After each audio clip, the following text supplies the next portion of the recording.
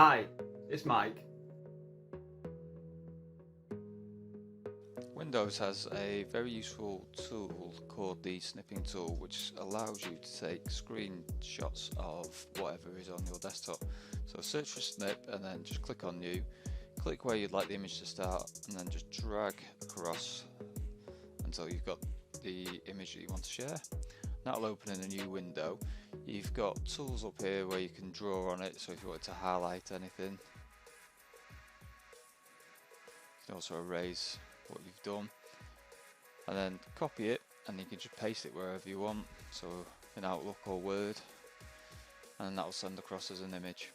Thanks for watching. I hope you found this tutorial helpful. If you would like help with other Microsoft tools or programs, please check our knowledge base portal or contact us with your request.